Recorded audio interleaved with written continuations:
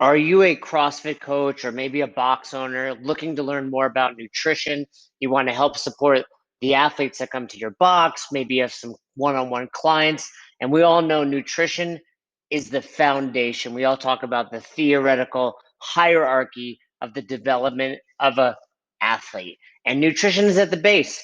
It's like building a house. You can't build the attic first. You can't worry about performance in sport without working on the foundation. And that's what nutrition is. So maybe you're a coach, maybe you're a box owner, maybe you're just an athlete looking to potentially earn a little more income, develop a new income stream as a nutrition coach. Well, you could check out the Own Your Eating certificate course. We review fundamental nutrition principles as well as teaching you how to implement flexible eating, that's macro counting, and assist others with their tracking of macros. The cool thing about it is you're going to learn so much for yourself.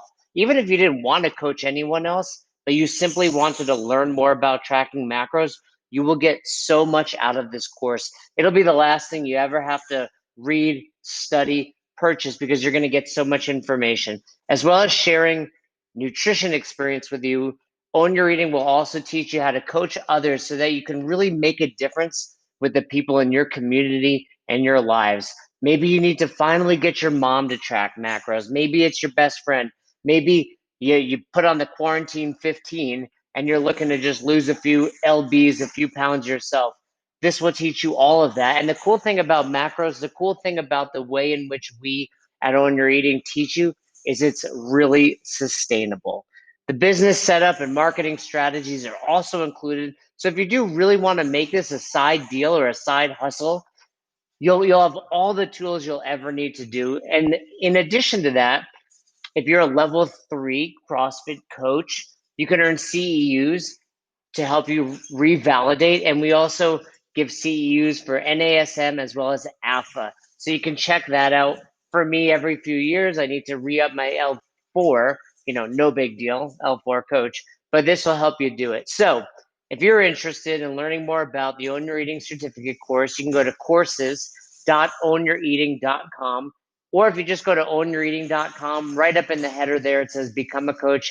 You can click on that. And with the code BEST HOUR, that's BESTHOUR, BEST HOUR, you'll get 15% off. Go check it out now. I was the one, along with Roz, who helped put this all together. So I really understand that if you have questions for me about it, of course you can reach out. But I really believe in it. I've put hundreds of people through this course. It's the way I learned how to track macros. It's the way I've been tracking macros for over 5 years. And I think you will absolutely love it. So go check it out again, courses.ownyoureating.com, and use that code BESTHOUR for 15% off. All right, Fern and I are back from judging the CrossFit Games, and it was a little bit different this year. Would you say, Fern? Mildly different. I mean, most importantly, I didn't have to carry your ass throughout the weekend. Make up for Well, your piss poor judging. I mean, that is one theory. The other theory is that they sent the judges based on the caliber of athlete, at which point I was significantly higher than you. So, So you're claiming you were the sixth best judge out there? hey, what were you? I think, well, for reference, Fern, you judged Chandler Smith, right? I did. I did. And I judged Jacob Hepner. I believe he came in 12th. So you're twice as good as So me. yeah, basically 100% better than you, Or I'm half as bad as you. I don't know which which is one it not, is. yeah, which is not shocking to anybody. But I will tell you, I had a blast. It was good. I was fortunate because there was three of us at that facility. So he was there with Noah Olson and Travis Mayer. Because So, so Travis Mayer's gym is in Alpharetta and Training Think Tank headquarters is out of there. So all three of them came together to do that. right. So for reference, Alpharetta, Georgia. Not everyone might know that. But what's that? Just outside of, how far from Atlanta is that? It's about, I want to say it's like 40 minutes right outside. So was it similar to like a level 1 weekend when did you guys all land around the same time and meaning the other two judges, or was it Oh no, very I didn't. individual? It was individual. Like I I didn't see either one of them until Friday morning. So although, CrossFit was sending us around and putting us up similar to a seminar weekend, it was really all about the athletes. So they couldn't combine you because you had to be available for your athletes' needs. Yeah, like we all three of us were there, but we had no kind of overlap with each other with regard to like our purpose for being there. It just was convenient, but I was there solely to manage Chandler, and the other two judges had their athletes. We just happened to all be in the same facility. Gotcha. Yeah, so I was in, I think it's pronounced Basore, Kansas, which is basically exactly where you think it is, the middle of nowhere, just outside of Kansas City. But I had Jacob Hepner, and one thing I noticed was you guys seem to have almost like a competition feel There where was a you lot of were. people there. Yeah, they so shout out to the training think tank guys and the gym there at Travis's gym. They, you know, I know not everybody that judged for this phase of the CrossFit Games had it as easy as I did. They were just ready to go. They had schedules ready. They were ready to do the work, and which is not shocking. I mean, you have three guys that are legitimately in contention, and they have a big following there. So a lot of people showed up and helped out. So it was good to see. We basically were just there to make sure that the event went down the way that it was supposed to, and that the athletes did the workouts as they were written. Yeah, no, because that was interesting because Jacob had a great community at Cobra Command CrossFit. He had a strong team, his coach, a couple other people there. But honestly, when I saw Chandler and then I saw maybe Katrin and a few other people, I was like, I didn't even know they were allowed to have such a big community vibe to it. I was like, oh, they're not allowed to. And then, I saw what was going on there, and I guess I was just like, hey, everyone's a little different.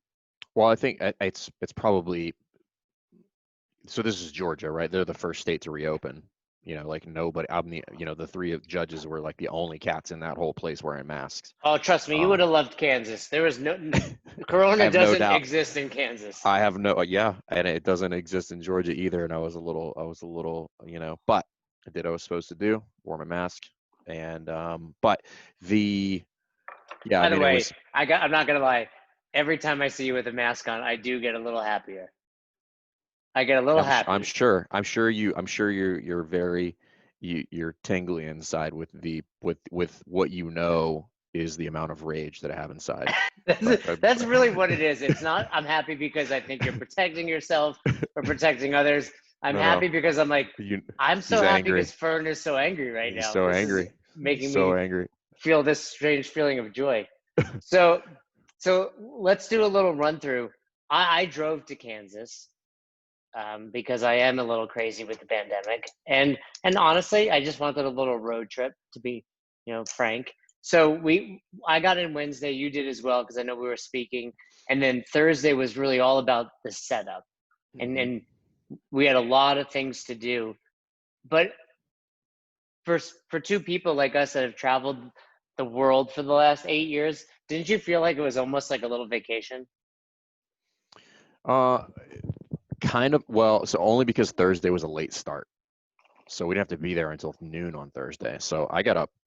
I don't think I got up till 8:30. And then I went to the grocery store, got some food, got a coffee, did some work on the computer, showed up, casually at noon. We did, I don't know, on the long end, 3 hours of work, and then we were done for the day. Yeah, I mean, I got up probably maybe a little bit earlier than that. And I had like 5 hours. I was like, this is the most caught up I've ever felt with work and got a workout in, and then it was you get to the gym, weigh your athlete, calibrate the weights, etc. And I was texting our friend Katie. She was like, don't tell Graham. Graham's her husband. She's like, but this feels like a vacation. And I was like, don't tell Roz because it's the same. Like, meanwhile, we're like, supposed to be working. Well, I But found out I found out when I got back on Sunday, Jess so Jess was gone all week. So we were both gone. And the kids are old enough at 5, 2 to they're stay home they're alone. they're they're pretty resourceful. We've trained them well. Yeah. They but no, I found out that she like flew through Atlanta, and she was like, I should have just stayed in Atlanta and flown back with you. And I'm like, yeah, you should have. That would have been way better. But but yeah, it was good. So we Thursday was pretty easy, just kind of make sure everything was good. A lot of it was just review in my mind, like walking through everything, understanding the events, making sure that I've got all the movements right and the flows right, make sure the layout is good, and I know what I'm should be thinking about and when and all that stuff. It was just a That little bit of studying, but that to me was the hardest part. And I was freaking out a little bit. I was calling you and Todd and Katie yeah, I mean, because it's part of the course. You were ill prepared as usual. no, you show up at the games and it's just like you would say like this is too much review, but it's often the right amount. And we really had what, 3 Zoom calls, and then it was like self-study. And I did my master's self-study, and what that typically turns into is like the day before I need to write a thesis. So I was like, oh man, what do we have to do? And it really wasn't that much, but it was just like, okay, it was just so much different. We've each judged the last 5, 6 years. This was, aside from the actual events, so much different because we're needing to do all this, like we said, the weighing, the preparing, the double checking all the standards. Typically the lanes are laid out for us, the equipment's out for us, all those little things. It's just new, like once I got there, I was like, oh, this is actually pretty easy, but it's the unknown of, all right, well, how is all this going to work? And then the media thing was a little funky, like because we didn't get to see any of that beforehand. Like the athletes got access to it, and we're kind of like figuring it out on Thursday with the athletes. But so before that, quite frankly, like bravo to Boz and Dave and the games crew for getting that to go down the way that they did, because I don't know what the timeline was on, but it was incredibly short to put that together the way that they did. They didn't have an extremely long lead time, so like if you were to watch the Rogue Invitational, like that was well produced and all that stuff, but they kind of knew that that was going down like way farther in advance. um I want to say this was like max 3 weeks before they had kind of like ironed out this was going to be the format and the logistics of it and the technical aspect of it. I mean, that was a bear. And then there were some things that changed, as always, in the game setting en route because of stuff. So, real big round of applause to all the people that made that go down, because behind the scenes it was a little bit hectic, but as far as like, and I think there were some things that were delayed, but how many different time zones did you have? Like Well, all of them? Yeah, I mean, like, and that's when people were kind of like, hey, why aren't they streaming it? Well, Rogue, what you have to understand is, and we spoke about it in a previous episode, is regardless of where you lived, you were doing it at the same time. yeah. And I think, this is probably Dave or Boz's or someone's brainchild to say, hey, we want to make this competition as fair as possible. And not that it wasn't fair for Rogue, but part of that is not making people work out in the middle of the night. Yeah. And and some of the delay was they didn't so I mean, you can know this if you didn't already, but they didn't release any scores until everybody had submitted their scores. So it's not like if you were time zones ahead or behind that you got to see what everybody else did. Like you didn't get to see it. And the athletes were instructed not to post it. There was people were instructed to release no media content with regard to it. So there was a lot of people at United Performance. Yeah, United Performance. That's Travis Maer's gym, CrossFit Passion. But they only knew, those three guys only knew what they got because they went back to back to back. But they don't know what everybody else is doing until the world knows. And I wouldn't say that's an unfair advantage, but it's definitely an advantage. For them? See, yeah, I mean, and no different than Frazier and Tia and a handful of other people. Like when you see someone else do it, their capability, you see what's possible at least. Well, none of them had tested it because I think none of them had tested anything. They had only they had other athletes test it for them, just to That's when give them. you're big time, right? Like, hey, servant, go Yeah. test this workout. I mean, Eat this before I try it. they had a pretty good idea of what they were in for. But yeah, I mean, they didn't dry run any of them. they didn't, because I asked all of them of that, and they didn't Yeah, try any of the workouts prior to. Hepner had tried almost all of them, Yeah, I and mean, he in full workouts. I was like, you couldn't have just tested around. And he was like, his coach was there, and she was like, that's what I said to do. I was like, well, we'll see how that plays out. He actually wound up doing better, so hard to argue with him. Something that was a little frustrating to me. Tell me what you think. Everyone's referring to this as phase one of the games. I feel like this is phase two. The Open and the Sanctionals were phase one. um, well, no, like, I mean, I get the words right. So the Open is the Open. The Open is not the games. So they're saying this is like almost like the first cut of the games, phase one of the Right. games. Yeah, Gotcha. this is the actual, which is weird to think about because it's virtual. Everybody, it kind of feels more like the Open, Right. but as far as standings and payouts and all of that stuff, like for instance, like it didn't even register to me, but as they were rearranging the three of those guys at the facility, they were just like trying to figure out what order they were going to go in. They were rearranging the order based on who had the best odds and getting paid. Yeah. At one point, Jacob was like, "Oh, I just want to crack the top 20 because that's where you get paid." Yeah. And I was like, "Oh, I didn't even think about that." Like, Yeah, because that is the games, right? Like this is the first phase, but like this is all of these people would have been in Madison had this been normal. yeah, and you can't help but feel bad for a handful of people, that made it, but maybe they're not the ones that are going to make it every year, and they didn't get their opportunity. But and then they weren't showcased as much because the game site and Morning Chalk Up and those guys tend to focus on the best of the best, not I just mean, I everybody. don't know. I don't know. Like I don't. That's sports, man. I don't feel bad for anybody that doesn't get any of that stuff. Like if it is what it is. Like some of that As because some of it is just luck. Like somebody getting some spotlight is just luck and has nothing to do with it. Now, some people getting more spotlight is absolutely planned out because they're the front runners or they're fan favorites. And remember, this is a broadcast. The people that are broadcasting this like want people to follow it. So to watch. you are generally going to follow, if you go into the playoffs, you're not watching the practice games of the teams that didn't make the playoffs. Like you're watching I'll the give teams you that are in that. the I'll playoffs. give you that. So, Spoken like um, a true Division One athlete. So um, let me ask you a question. Which was your favorite workout? I to what? I mean, they were all easy to judge, even the last one. But I had like a little bit of stress about that one, just because of the double Annie? unders. I was like, yeah, I was just like, man, I just don't. It That's just one. was. It's just always one. There's all, and I don't think I've ever gotten one wrong. I don't think, We can but go back and we check. could yeah we could check the video archives, but that's just always one that I get a little my butt my It was butt. it was harder judging the drag rope. It was just a different rhythm almost. Like you're watching the I thought feet. it was almost the same, but like they were fast. All three of those guys were fast. Yeah, they Now, were. where I had an advantage as a judge is not until the afternoon on Saturday did Chandler go first, but the first like all day Thursday or all day Friday, and then So you saw. Saturday morning. Yeah, I Oh, saw did it, you? and I didn't judge, but I counted just to make sure I was on for the other two athletes.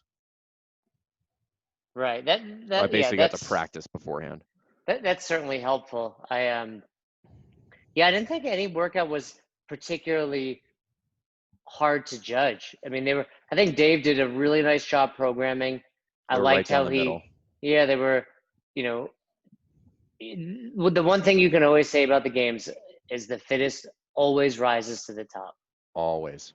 And And I felt even more comfortable because Chandler, while not the most efficient mover, like he could definitely clean some things up with his movement. His range of motion is clean, right? So like there's you might watch him do a power clean or something like that, and you'd be like, oh, that could be way more efficient. Like in the Rogue Invitational, he had something very similar. But from a standpoint of squatting, it's like clearly down there, clearly stands up. His overhead position is good. So for me, it was just make sure the count is right. Don't mess it up. But he didn't, again, bravo to him. not getting me involved. Like I was just there basically to make sure the count was right. Um, but he made my Did job you very easy, very easy. did you form any sort of relationship? Not like your best buds or anything, but I mean, I hung out at the box all weekend, was around Yep. Jacob and his crew all weekend. I don't know how it was when there's three athletes or whether some athletes were a little more distant than others. Like Jacob and his crew were super welcoming. Hmm. Um, you know, I worked out in between stuff with people from their community. Was it the same situation for you? It was pretty similar. And obviously he and I talked on Thursday, or actually Wednesday, and then Thursday when we met. But I worked out all 3 days I was there. There was a ton of people just in and out of the gym. So, I got to meet a lot of the people that were there, socially distanced, obviously, but then the team behind the gym and all that stuff, like they were very accommodating, all that stuff. Uh, but he and I have a little bit of common background. So he's a West Point grad. Right. So there was a little ribbing Division of one that. athlete too, right? Yeah, he Good was a really wrestler. good he was a really good wrestler, and Do you guys so bond we chat. immediately over that being Division one There athletes? was Like there was a no, it handshake, has special nothing. No, handshake? no, it has nothing to do with that. It has nothing to do with athletics. It has way more to do with the Army Navy rivalry. Um, Is that a fun rivalry when you actually meet somebody that went to one? It's not like you actually dislike them, yeah, everybody hates each other on the field of play, and nobody ever wants to lose to anybody. but there's a Um, respect because you're both, protecting the country. for sure. Yeah, yeah. I've no, that's not true. There's a couple guys that I really didn't like, but But you would but for the dislike them if they were in the Navy. Like they're just assholes. for sure, just the slapping Army on it just really makes me not like them at that point. Um, but it was cool. Like we talked a lot about that. We talked a lot about military careers, and he had a couple buddies that came up um, from Fort Benning, and I chatted with those two guys for a long time. One of them was a football player, and it was cool, just to talk about that. And he and I talked a lot about like what he wants to do. I mean, he's a super sharp guy. Like he's incredibly, which is interesting to me. So I appreciated it because my only interaction with him is via social media prior to this, where he's very, he's a goofy dude. Like he's really funny. Um, but he is one of those guys where it's like which I can appreciate. That I do know a lot of academy guys specifically from either West Point or Army that are like this, where there's an automatic switch where they go from goofy ha ha ha to uber professional. He threw more yes sirs at me that weekend than I've had in a long time. Um, but that's just because that's the background there at those schools. It's just like, okay, it's time to do work. Roger that. Got it. Let's go. So I can appreciate that about him. But super super good dude. You know, Easy to judge obviously as an athlete, but and from my experience where they were working with him, he's a fantastic ambassador of the sport and for CrossFit in general. So I think he's going to do some cool stuff. Which workout do you think hurt them the most? Not like as far as standings, but like a painful workout. The row was the one that looked like it hurt the most. What did they get? They all went sub 3. That's impressive. Yeah. I mean, Travis, Jacob's, I think Travis went actually. So Travis went. I think he had like a 254, and then Noah and Chandler had it literally the exact same score to the 10th of a second. wow. Yeah. And I was reading something, I think the Morning Chalk-Up posted that had Chandler got like 0.02 faster on the row or a second longer on the handstand, he would have qualified. Yeah. He went 60 seconds on the handstand, 60 seconds on the handstand, and then he went like a couple bad ones. I think he had a 45-second in there. And then he waited all the way to the end. We started at like 19 minutes and 55 seconds and then got up and immediately fell down. So it was like 1 second. I know. Jacob was joking. It's like, I'm going to just keep kicking up because we were supposed to write down every score. And Yeah. I was trying to. So Jacob had two unique strategies. One, which actually, no, his best one was the second strategy. One, 3, 2, 1, go. He kicked up, steady handstand, tried to hold it. I think he got like 57 seconds or something. Then his other strategy was to purposely move around. Walk around a little bit. Yeah. Yeah, within the box. And he did that quite a few times and he He wound up getting like 105 on his best. Oh, got it. What did Chandler do? Did he purposely move like that? No, I mean their strategy was all to try to. Nobody in there was like moving around purposely. Yeah, I was like, Um, that's a weird. I was Hey, it shocked. worked. I thought the men's times would be significantly higher. I thought someone would get 3 or 4 minutes. Yeah, but the girls smashed it. Because Noah won that. He With took first place with a minute, 137. yeah, something like that, 136 maybe. Um, but yeah, it was. I thought they would do way better. And where I was shocked actually was event 7. Chandler what did the best out of all 3 of them in that event. And I thought, having seen him do it, and then that was the final workout, and hadn't seen those other 2 guys do it, I thought he was going to place significantly higher in event 7. And I was actually eating dinner with Chuck afterwards, and we were watching the announcement, and they listed the standings for event 7, and he wasn't even in the top 10. So I had no idea how well people did on that final event. And he beat Where do who you, he needed. He beat who he needed to beat, but there was a ton of people that squeezed in front of him. Like Jeff Adler, I believe, was 2 spots behind him going into that workout. where do you think he lost time there on the GHD sit-ups? That's where I don't know. I mean, he was moving fast. I think he missed 3 double unders in total, maybe. Did all the GHD sit-ups pretty much unbroken. I mean, maybe he could move a little bit faster, but it's 150 GHD sit-ups. Like, how fast are you going to move? He did the set of 2 and 3 power cleans, touch and go. Wow, that's impressive. Yeah, Hefner and he broke was them all up. still a minute and some change behind the fastest time. I think, I mean, obviously there were tons of feats that were just so impressive, from going unbroken on those thrusters, which was ridiculous. But one of the things to me that Did was you most wait? You tried that workout, didn't you? with the girls' weight. Did you do chest to bar? Yeah, And how fast did you do it? 8:23. I did it as written, and it took me 13 minutes. I thought I was going to die. This is after the event's over, right? And people are just kind of meandering around the gym, and every, like, occasionally, like every couple of minutes, like somebody would just spout over like some sort of motivational phrase You towards me. got this. Keep as I going. as I'm literally taking a knee for 2 minutes at some point during the workout, thinking I'm gonna die. But yeah, that was way worse. And I don't know if it's just the long 3 days or whatever, but probably just my lack of fitness. That was It, devastating. I'll tell you, Hefner got 3:59, and I truly thought I can beat him with the girls' weight. I was like, I'm gonna try to beat, like, we were trash talking a little bit. I was like, I'm gonna try to beat you with this weight, and then I was like, what is happening? Like, it was so much harder. We haven't done. I mean, let me throw some excuses out here.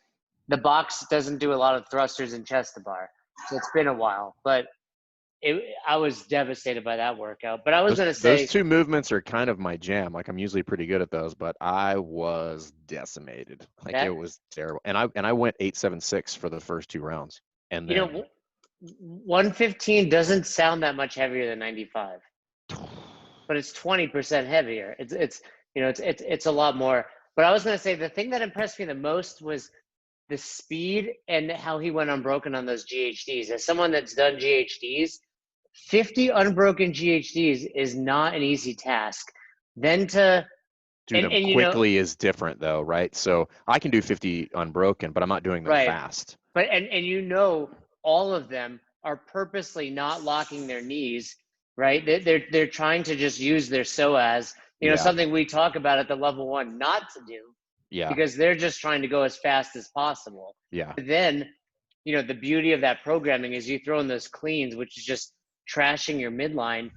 And I was like, okay, no way he goes unbroken on these 40. Boom. And he just did. And that, and not to mention 7th workout of the weekend.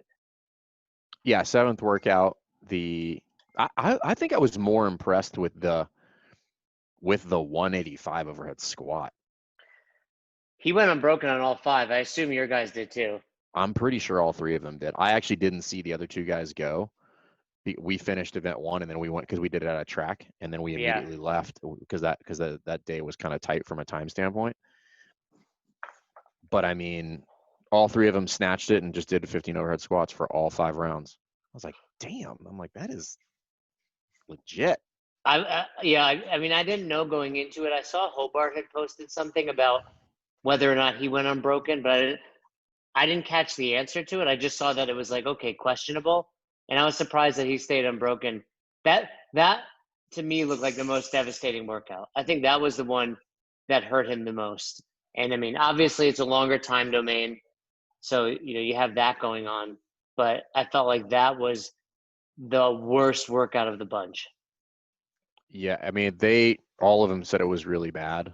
But just watching the row was rough because the row was full send. I think the row is the most relatable. Like we all Or know how bad that would feel. yeah. Well, so I think so for context, so Travis I think had a 254, and I don't think he broke a minute 27 until the last 200 meters. And he still got under 3 minutes. 254. You mean Yeah. he didn't go above 127? Oh, sorry. Yeah, yeah. He didn't go above 127 That's a pace. crazy pace. The It's other a thing it's a stupid that's as fast as I will ever go, I much was gonna say I less don't know that I hold could it for touch that. 800 meters. Yeah. But I was impressed too, considering rowing has always been, considered a tall man sport, and it still is. These guys, I mean, Hepner's what, 5'6", 5'7", He's not pulling big. that. Frazier's not that big. Even Noah's not that big. They're just so strong. And again, like watching them from a coaching perspective, he wasn't even sliding his butt even close to his heels. It was just like all erectors, like just Yeah. yanking on that Just chain. a hip hinge. Yeah, it was like I was like, man, either that's what it's like to be such a good athlete that you don't need good form, or could these guys be even better if they tighten up their form? Well, I think they could definitely be better. However, I do know that there is some strategy very similar to how that you reference the GHD to kind of save themselves for other events. Right, that's true. If I do bring my seat all the way forward in the catch, that's way more of a leg drive. And then what did they have after that? Was that Diane after that? No, Diane No, was that was the end of after. day one. That was the lot. No, there I was something else believe. after that. No, because it went Diane, then the row, and then that was the fourth event, and then we came back for. I Oh, mean, maybe that's there right. was the overhead squats the next day for sure, so that could have been. Yeah, but they were all crushed after that. I mean, like really crushed. Yeah, I felt So like Jacob had a little bit left in the tank, but at the same time, who knows how strong of a rower? I mean, he still pulled like a 303. It wasn't slow by any means. no, not at all. Well, all right. Anything else to add about the games? I mean, it was fun. Looking forward to the next part. Anything else you want Yeah, to throw to the audience? no, I just think it was very cool that they got it off and they got it done. And I think um, it's going to be interesting to see some names that we're not super familiar with. Obviously Samuel Quant is not a new name, but He's I don't been think around, anybody. right? He's been around, but I don't think people had him. Like, if we were betting Vegas odds, I don't think anybody had him in the top 5. And then Jeff Adler, same thing. And then I think that kid's a rookie.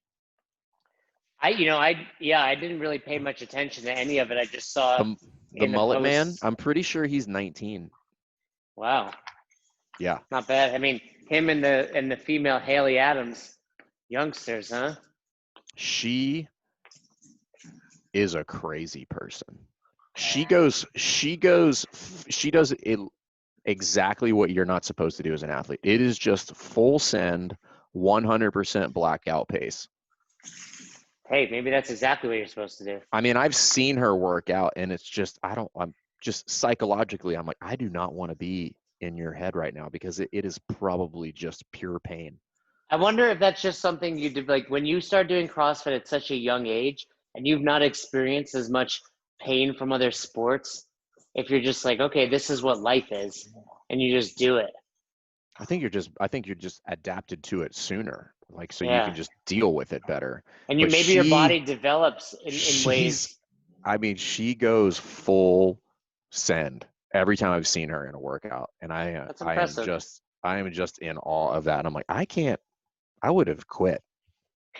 I Ment, did quit. I quit during yeah, that Fran ment, workout. mentally weak. Just Yeah. that's where I'm at these days. But yeah, other than that, I mean, I thought it was a great event. You know, largely I think it went off without a hitch. I think there was a little hiccup on the media end, but they had multiple contingencies on the back end to get everybody's videos and stuff. So um, I thought it was really cool. Yeah, I mean, we had to kind of change the way we were uploading the videos. I assume you did as well. But other than that, yeah, I'm excited. I'm sure we're going to see more and more footage come out in the near future. But I'm excited. I'm excited to watch the next games. And, I was telling Todd, I was like, it'd be cool. I mean, hopefully the world opens back up by next year and we're good to go. But it'd be fun to do it this way for some events at least. Had a good time. It was nice to be involved in it, and it's always nice to just see these guys perform. I just think it's always interesting how there's always constant wrinkles in there. You know, like I thought what was really, really intriguing from an athlete standpoint is just not knowing what everybody else is doing. Yeah, Remove removing the aspect of I get to race somebody is very intriguing. yeah. Or for example, on the front squat, like I can stop here, I can throw ones on here. Like obviously, I think people did some research and had ideas of what people can hit, but it's different when you're like that guy just did this. I need like the overhead squat from years ago Yeah. in Carson, right, where you can adjust based on what other people did. I think Chuck's guy just stopped at 490 because he was just like, I'm pretty sure that's good enough. Yeah, yeah, you could have stopped 70 pounds ago, dude. But yeah, Dude, that's that guy. crazy. Chuck That's told me crazy. that he told Chuck that I'm pretty sure he said that he had back squatted 500 for 12 in college. Whew. That's impressive. That is some impressive That's wadding. bonkers. Well, all So right, Fern. I'm gonna go hit a class. It was great chatting about the games, and that's we it. got some more coaches stuff coming up this week. So we're back on track, everybody, with podcasts. We apologize for all the people that DM'd us, and we're making sure that we didn't die because they were upset. Multiple people, like there was a lot of people that dropped in there like, hey, I've been driving in silence because there's no podcast. I saw those, and we had a few people that were like, "Thanks for pausing. I had time to catch up." So, a little bit of both. But yeah, we're back at it. And if you're still listening, we've got some big news coming. I know people have reached out. Like, what's the big news? You'll know in what, 1 to 2 weeks, Fern? Well, I mean sooner, but you can't get your shit together. I know. I gotta get my shit together. On me. Well, within 2 weeks. Within 2 weeks, we're gonna have a big announcement, and I think people are gonna really enjoy it. All right. Thanks again for listening. Thanks again for listening to Best Hour of Their Day. Take a moment, head over to the Apple Podcast app or Spotify or Google or whatever you use and leave us a review. It really means a lot to us, and it's what allows us to spread the word. Also, share this with your friends, your family, your coworkers. Tell everybody at the box to listen to Best Hour of Their Day and let us know what we can do to provide you a better experience. Do you have topics you want us to talk about? People you want us to interview? We are here for you, the community. We're here to give back, and we hope you've enjoyed this episode of Best Hour of Their Day.